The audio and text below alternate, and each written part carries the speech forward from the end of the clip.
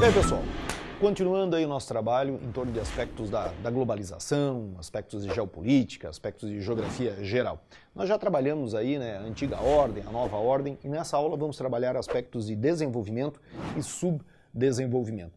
De maneira, assim, geral, grosseira, regularmente trabalhamos os países desenvolvidos como os países ricos e os países subdesenvolvidos como os países pobres, né? Na época da Guerra Fria, até enquadrávamos os países desenvolvidos ricos como os países de primeiro mundo. Aí o segundo mundo, os países subdesenvolvidos, né? Os países, socialistas, o segundo mundo, e o terceiro mundo, né? Então os países, agora sim, os países pobres, os países capitalistas pobres e tal.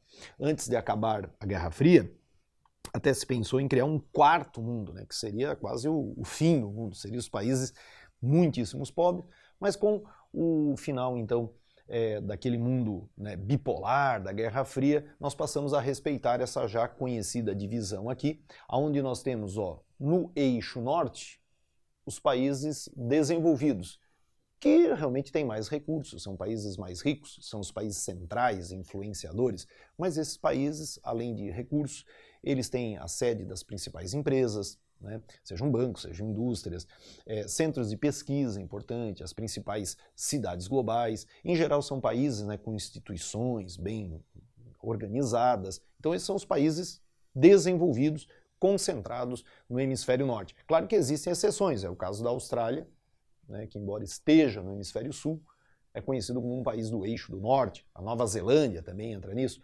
A Coreia do Sul, né, é um país do eixo do norte, porque é um país desenvolvido. Veja, mas nessa parte norte do mundo você vai encontrar países pobres, como é o caso da Coreia do Norte, que é um país não do eixo do sul, onde estão concentrados os países subdesenvolvidos.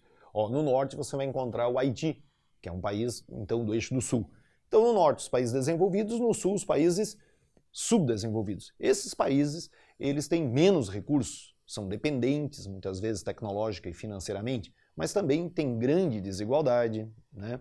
Os países subdesenvolvidos, eles muitas vezes têm instituições, né, organização que não é tão cristalizada. Então essas são características marcantes entre o mundo desenvolvido e o mundo subdesenvolvido. Mas aí vamos pensar nas provas, né, dos vestibulares. Como que essa desigualdade ela pode ser assim aferida, ela pode ser encontrada, como que ela pode ser mensurada? Bom, uma das maneiras usuais é o tal do Índice de Desenvolvimento Humano.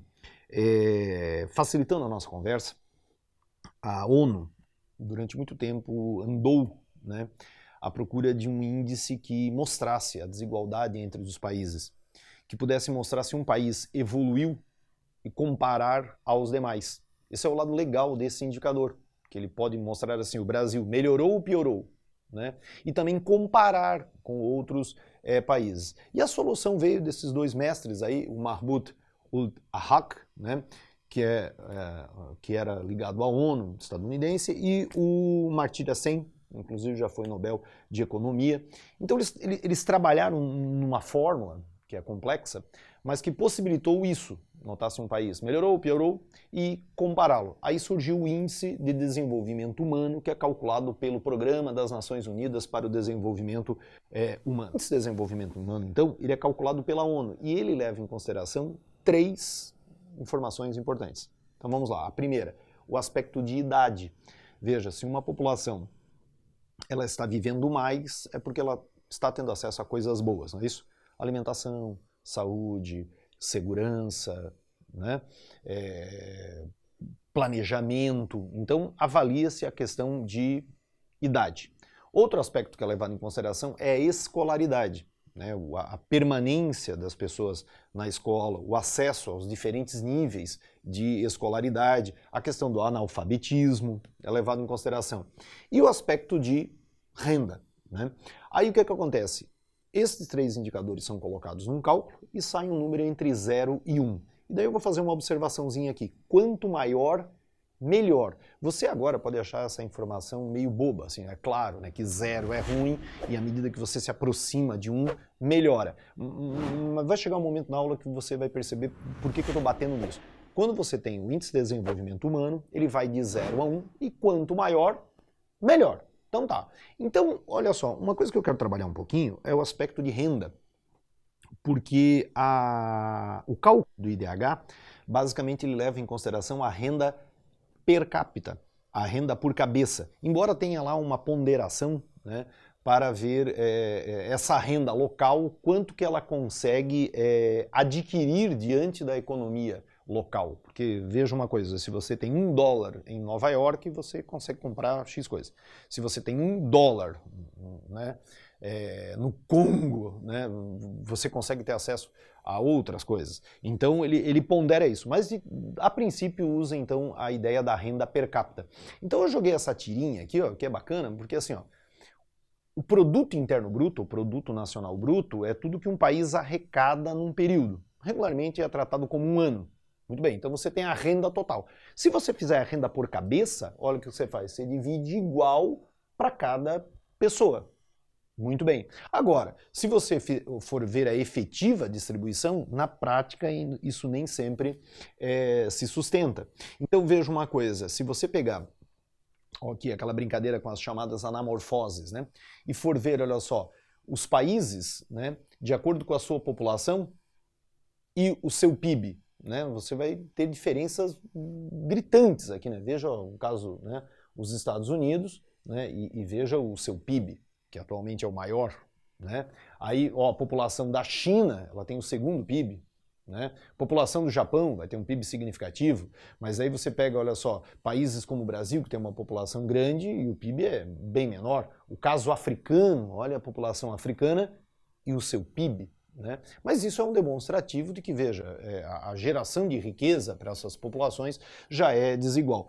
Efetivamente, esse dinheiro é muito mal distribuído. Esse aqui é um dado assustador, é uma reportagem que saiu na revista super interessante há algum tempo, mas ela mostra assim, né, que as 67 pessoas mais ricas do mundo, né, elas têm, né, 1,72 trilhão, né, tanto dinheiro quanto os 3,5 bilhões mais pobres, que equivale a metade da população mundial. Então aqui vem aquela situação, né, do fosso, né, da desigualdade, da criação realmente de populações vulneráveis, né, que já trabalhamos aqui. Mas então há uma diferença, né? O produto interno bruto é tudo que é arrecadado, por cabeça seria igualzinho para todo mundo, né? É esse dado que o IDH trabalha, e a distribuição efetiva, claro que na prática ela não se sustenta. Tá bom? Então tá. Agora olha só, o IDH ele é dividido em faixas. Eu acho que você não deve ficar neurótico em decorar isso aqui, né? Mas a forma de divulgação do IDH com o tempo, e ele ganhou força a partir dos anos 90, ela foi sendo alterada, né?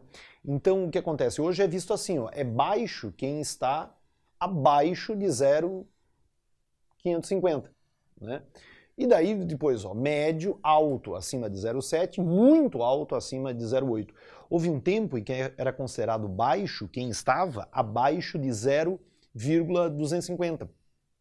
Então, com isso, você veja, antes era o cara que tinha, por exemplo, 0,3 já era considerado médio, 0,4 já era considerado médio. Com essa forma de divulgação, o que a ONU tem se mostrado? Mais exigente, né? Ela vai considerar baixo quem está abaixo de 0,5. Né? Antes ela considerava baixo quem estava abaixo de 0,2. Então a ONU tem, né, colocado, né, desafios para os países, e hoje a forma de divulgação é essa aqui. Mas aí olha só, em 2019 foi divulgado o IDH, que traz os dados de 2018, claro. E aí veja quem são os campeões aqui, né? A Noruega, a Suíça, a Irlanda, a Alemanha, são países que têm um altíssimo, né, IDH, acima de 0,94, 0,93. Os Estados Unidos aparecem em 15º nessa listinha. Veja, mesmo com maior PIB, mas aí o que acontece? Esbarra em questões, por exemplo, de idade, esbarra em questões educacionais, ficou ali. Não ficou ruim, claro, né, também de alto, IDH muito alto, mas ó, não figura aqui entre os 5 primeiros ou os 10 primeiros. O Brasil, né, até melhorou um pouquinho ano passado, mas ainda continuou na mesma posição, né, 79. Daí você tem países que estão mais ou menos na nossa aqui, tá vendo? Que é o caso da Bósnia, da Colômbia, da Argélia. A China aparece em 85, né? Porque a China, veja, embora tenha o segundo maior PIB, mas tem uma população enorme, o que baixa a renda per capita. E aí tem aspectos também de idade, educação, que baixaram um pouquinho, né, o IDH deles. E os países muito pobres, né, é curioso observar que todos eles são africanos, né, inclusive o último colocado aí, o Níger, ó, um IDH, né, muito baixo. Então aí você tem a divulgação dos dados, certo? Então até vou voltar um pouquinho aqui, ó, se você quiser dar uma paradinha em casa, dá uma paradinha, dá uma olhadinha, né? Ó, os Estados Unidos está lá em 15º, ó, o Brasil, a sua situação, legal, né? A China está na posição 85, e olha aqui os, né, bem pobres. Então tá. Essa imagem aqui eu também gosto, tá vendo? Porque ela mostra, né, aqui a legenda do mapa mostra a distribuição do IDH. E aí você percebe, né, claro, olha só, o IDH muito alto, Canadá, Estados Unidos, muitos países europeus, né? Olha só, alguns países que têm altíssima renda com obtenção pelo petróleo, aparecem com alto IDH, mas ó, no outro extremo, os países muito, né, com IDH muito ruim, aí você vai achar principalmente aqui, ó, na África, né, e tal, olha só, na América Central, o país que tem um IDH baixíssimo. O Alexandre, meio esquisito aqui, né, mas olha só, e a Groenlândia não tem IDH, não tem dados disponíveis, a população é pequena, olha só, não tem dados disponíveis também da Coreia do Norte e alguns países africanos que, pelas suas dificuldades, conflitos e tal, os dados não foram divulgados. Muito bem? Então tá, então esse é o Índice de Desenvolvimento Humano, que avalia renda, escolaridade e idade. Existe um outro indicador, que também não é novo, mas ele, sei lá, ele virou moda, eu vou falar assim, ele caiu no gosto, aí, principalmente nos últimos 5 anos, em algumas provas de vestibular, em algumas análises, que é o chamado coeficiente de Gini. Muita gente pergunta o que significa Gini. Muita gente trabalha como se fosse uma sigla, né? IDH, Índice de Desenvolvimento Humano. Ah, então o que é o Gini? Na verdade é o sobrenome desse cara, né? O Corrado Gini, que foi um matemático, e ele que desenvolveu a tal curva de Lorenz e tal, ele vai usar esse indicador. É muito usado o coeficiente de Gini para ver desigualdade, seja a distribuição de outras coisas, mas no caso das populações, da qualidade de vida, claro, a distribuição da renda. Agora você vai entender aquela minha observação do IDH, quanto maior, melhor. É que no coeficiente de Gini também vai de 0 a 1, só que daí é o seguinte, quanto maior, pior. Quanto maior, pior. Então o que acontece? Ele pode ser apresentado, né, por essa situação aqui. Então ó, você tem aqui ó, população e renda. Se uma população tem uma distribuição de renda adequada, você vai criar uma curva de 45 graus. Olha o exemplo que eu criei aqui. Se você tem 50% da renda de um país distribuído bonitinho, ela estará na mão de 50% da população.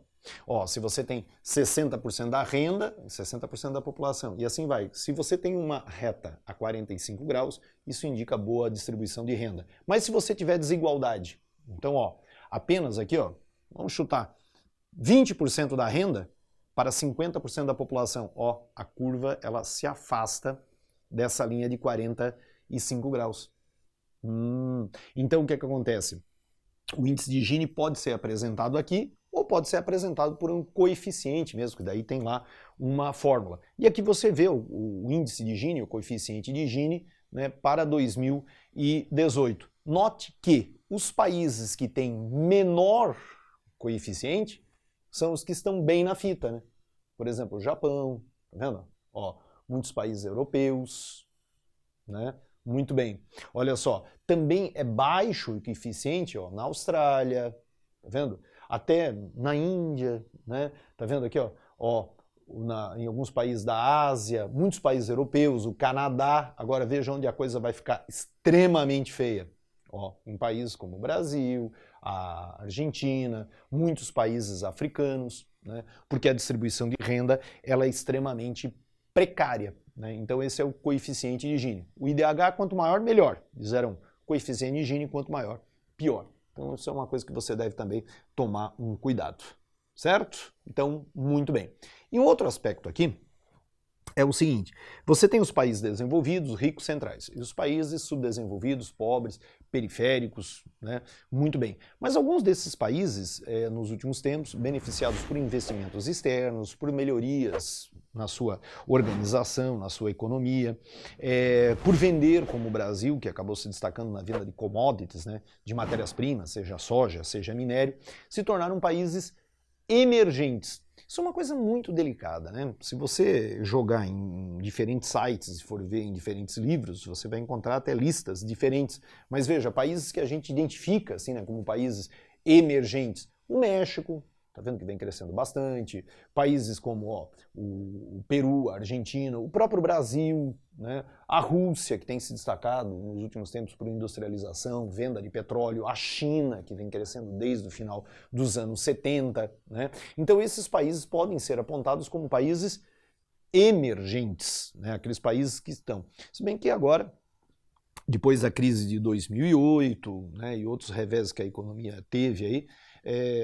esse pacote de países emergentes começa a ser ameaçado. Veja o caso da Argentina, que amarga, né, uma crise, o Chile teve revoltas populares, né, a Venezuela, que vinha se destacando como um país, né, que vinha com melhorias, entrou em crise, mas enfim, os países emergentes são aqueles que são subdesenvolvidos, mas que apresentaram ou apresentam um índice de crescimento, né, mais substancial nos últimos tempos. Muito bem, entre eles, daí, no nosso caso, vale a pena destacar os países do chamado BRICS. Né? O BRICS, muita gente trata como um mercado comum, não é. É apenas uma associação de países, chegaram até a fazer um banco de fomento, de ajuda, trocas comerciais, né? Mas, veja, isso, trocas científicas, mas não chegaram a consolidar um mercado comum entre eles. Mas, Brasil, Rússia, Índia, China e África do Sul compõem o chamado BRICA, África do Sul, ou BRICS. Né? Essa ideia nasceu de um comentário de um banqueiro, né, que diz que esses países seriam os novos tijolos, brick em inglês, né, os novos tijolos numa parede que está se erguendo no capitalismo mundial. Alguém viu ali uma sigla bacana e esses países passaram a conversar. Existe o grupo do chamado G20, né, os países que têm mais influência ali, o G7, os 7 mais ricos, G20 já expande para esses países emergentes e tal, e dentro disso destaca-se também então esse grupo que é o chamado BRICS, Brasil, Rússia, Índia, China e África do Sul. Muito bem? Então esse era o papo dessa aula, trabalhar essa ideia de desenvolvimento, subdesenvolvimento e destacar um pouquinho esses países emergentes. Tá, e como é que isso aparece aí numa prova? Vamos ver. Gente, olha só essa questão da FUVEST aqui. O Índice de Desenvolvimento Humano é um indicativo do nível de desenvolvimento socioeconômico. Muito bem. Que leva em consideração, mortalidade infantil, a questão de idade, grau de escolaridade, poder de compra. A relação entre o consumo de energia por cabeça de toneladas equivalente de petróleo e o IDH em vários países está indicada no gráfico. Tá, então nós temos esse gráfico aqui que mostra o IDH, certo? Mostra aqui o consumo de toneladas equivalentes de petróleo e os países em certos níveis. Então agora vamos lá. O IDH cresce linearmente com o consumo anual de energia? Não, né? Porque você pode ver, nós temos países que têm um consumo de energia menor, tem um alto IDH, tem países que têm um consumo grande e tem alto IDH, né? Então não é verdade esse primeiro item aí. O IDH aumenta quando se reduz o consumo de energia? Não, daí também não. Né? Você pode ver que muitos países que têm alto IDH têm um consumo significativo, né, de energia. Não é isso. Tá. A variação do IDH entre dois países é inferior a 0,2 entre aqueles cujo consumo de energia é maior que 4 toneladas equivalentes de petróleo. Aí fechou, né? Você pode ver, maior que 4 toneladas equivalente de petróleo. A variação é inferior a 0,2. Muito bem, então fechou. Por enquanto estamos aí trabalhando, né, com a alternativa C como correto. A obtenção de um IDH superior a 0,8 requer mais que 4 toneladas equivalente de petróleo? Não, né? Você veja que existem países aqui que têm IDH superior a 0,8 e não consomem 4 toneladas equivalente de petróleo. Tá. E a última, né? O IDH é inferior a 0,5 em todos os países que consomem menos que 4? Não, olha só, nós temos países que consomem menos de 4 e TH superior a 0,5, então, nesse gráfico. Então, o que deu aí mesmo nessa questão da FUVEST, alternativa C, que poderia ser uma questão de qualquer outro bom vestibular e exigia, né, essa interpretação do gráfico, mas também o conhecimento aí sobre o nosso querido IDH e desigualdade entre os países. Certo? Então é isso aí.